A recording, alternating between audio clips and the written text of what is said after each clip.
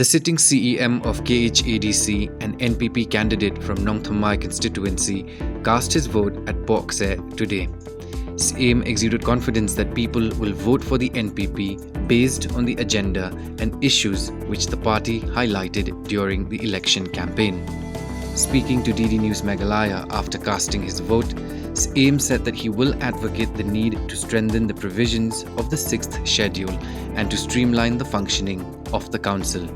He also said that he will work for the betterment and welfare of the society while highlighting several important legislations he's initiated which have seen the light of day. Ketika sin beningkong ya banwan yakun nang ni na po kanriw Nong Thamai constituency Henry mdanjing artatian pan baki nong shushong jongka Nong Thamai kin ayaka jingkashan halor kimat bat kinong rim kibangidan nakabantaban tray hakani ka sinshar ba ka dan kam bahayangi ban sotho ka ika 6 schedule ka ika district council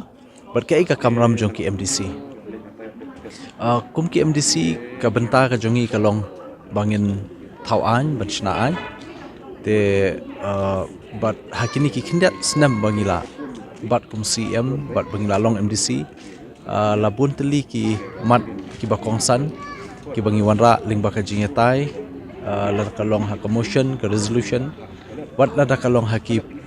bills ba repair ban wanra nakamenta ka jingmentoy jongka ri brokaway khamtam ki an ki baskem banlong jingerai ngi. Meanwhile, Congress candidate Alan Victor Lingdo from Nong Thamai constituency also cast his vote at Auxilium Higher Secondary School at Nong Thamai polling station. A total of 6 candidates are in fray to win the Nong Thamai constituency. Con suon ayo boleh begini ski rồi apalagi mi semadan dan ni kecil suskan kan tamu kum ki banget ingat pakai kecil kecil kecil boleh ila tristom ila ele pendap ila kamram kum tahu kandidat ada pendap lah belum ban rungjeng ada ban